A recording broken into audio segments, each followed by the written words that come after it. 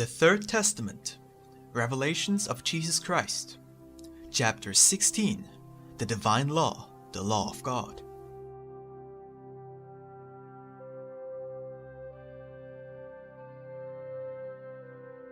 The power of divine law.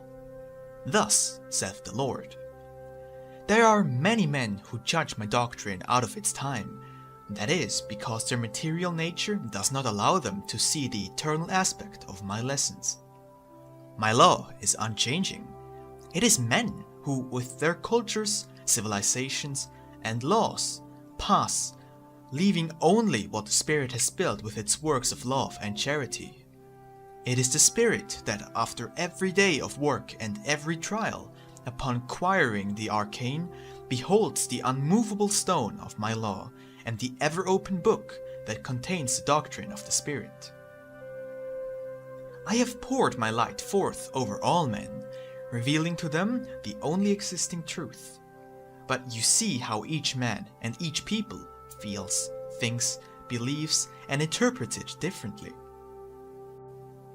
These different ways of thinking that men have given origin to their divisions, since each people or race follows different paths and also nourishes different ideals. The majority have departed from the true illuminated path. They believe that fulfilling the divine law implies sacrifices, denial, and superhuman effort, preferring to create for themselves religions and sects whose rules and practices are easier for them to fulfill, believing that thereby they can calm the need for light and elevation that their spirit feels. Many centuries and eras have passed without humans realizing that fulfilling my law is not a sacrifice for them, but rather that they do sacrifice spirit and flesh in the world by denying my commandments. They have not realized, have not wanted to understand, that who complies with my word must find true happiness and the peace, wisdom, and grandeur that materialized men see in such a different way. The moral and scientific world that surrounds you has been the work of men of material ideas who have sought the material improvement of humanity, and I have permitted them to do their work, to take it to its limits, to know the results and gather their fruits, so that in them they can gather the light of experience. In that light my justice will be manifest, and in that justice will be present my law, which is love. If I agreed to allow you to apply my doctrine to your lives according to your own will rather than mine, truly I tell you that you would never recover from your spiritual stagnation, never allowing your spirit its unfolding, its development, and its perfection. And so, there you have humanity drowsing in its religions, making no move toward the light, because they have not submitted themselves to the order of the divine law, but have tried to force the law to their own will, filling it with myths and errors. It has been necessary for many men of this era to free themselves of all religion in order to seek me with the Spirit, and to be able to develop all those attributes, gifts, and potentials that they feel beating in the innermost part of their being.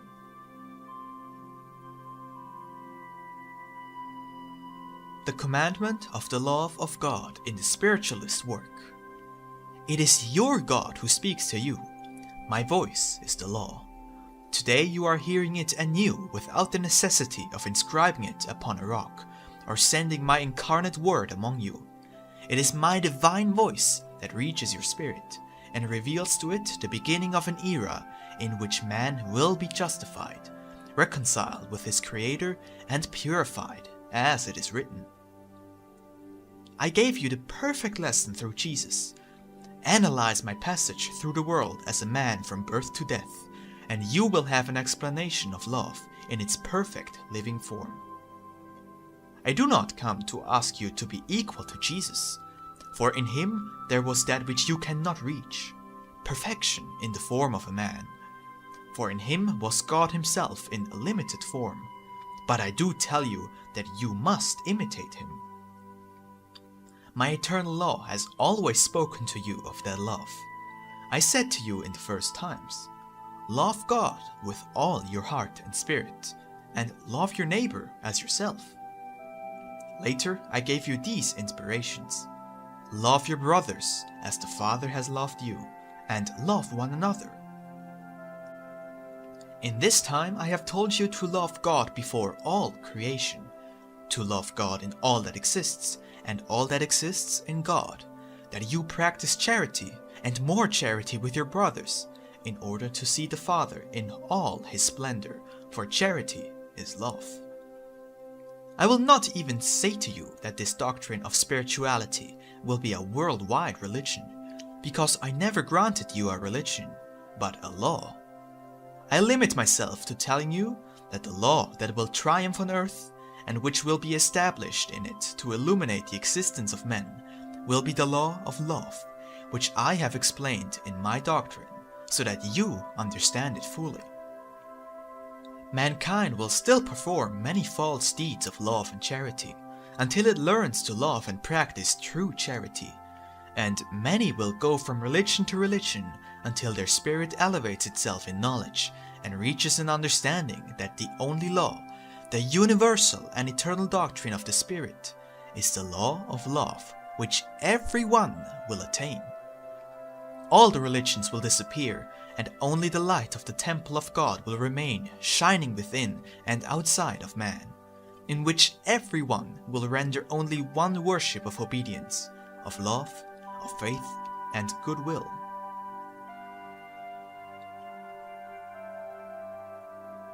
The failure to obey the divine commandments and its consequences. On this dawn of commemoration, I ask you, what have you done with the law that I conveyed to mankind through Moses? By chance, were those commandments given only to the generations of that period? Truly, I say to you, that holy seed is not in the hearts of men, for they do not love me, nor do they love one another. They do not honor their parents, nor respect what belongs to others, and on the other hand, they do take each other's lives. They adulterate and cause disgrace upon themselves. Do you not hear falsehood on the lips of everyone? Have you not realized how one people defrauds other people of their peace? And still mankind says it knows my law. What would become of men if they forget my mandates completely?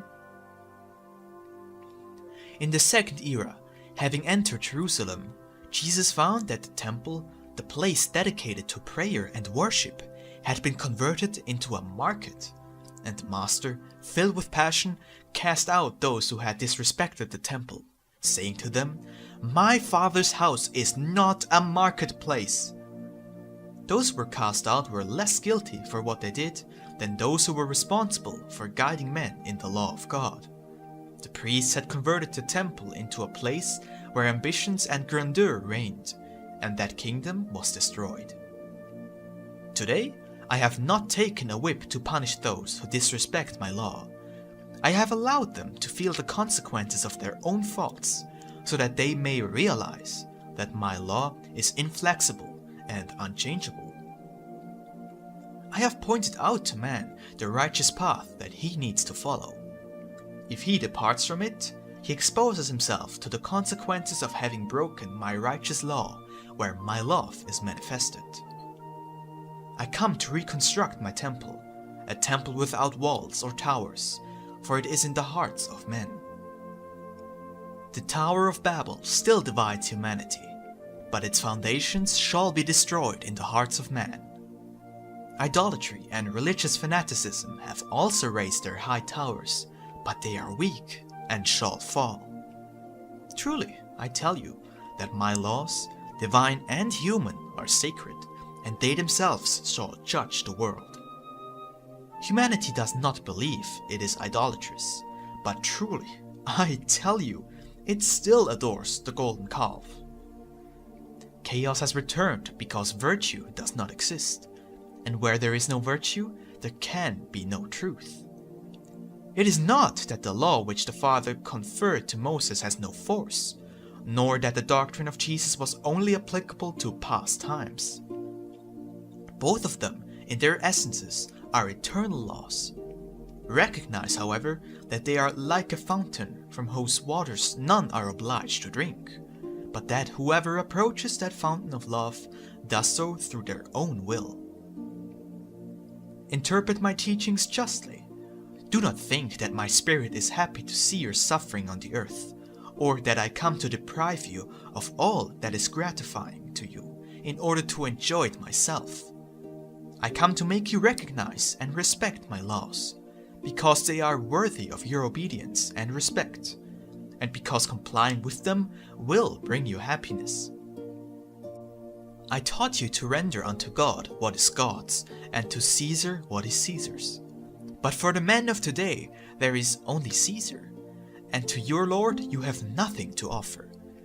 If you at least gave what was fair to the world, your pains would be less.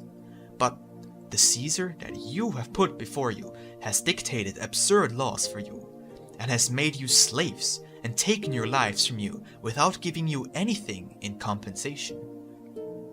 Study how different is my law, which does not tie either the body or the spirit. It merely persuades you with love and guides you with sweetness. It gives you all without interest or selfishness, and rewards all and compensates all along the road. Fulfillment of the supreme commandment. If the Lord said to you, "Thou shalt love the Lord thy God with all thy heart and spirit, and love thy neighbor as thyself," and if the Master preached the doctrine of love, this spiritual voice that proceeds from the same source now comes to tell you to embrace the law of love, because it has a strength that you will not find even in the greatest armies of the world. Its conquests shall be firm and lasting, for all that you build upon a foundation of love has eternal life. I am showing you the true life of the Spirit, so that you do not live under unjust threats, and so that you do not obey my law only because you fear God's punishment. You have been told about that punishment by those who have not known how to interpret my word. Take my law. It is not complicated nor difficult to understand. Anyone who knows it and guides himself by it will not be confused.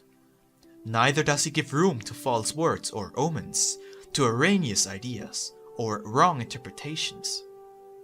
My law is simple. It always indicates the way which you should follow. Trust in me.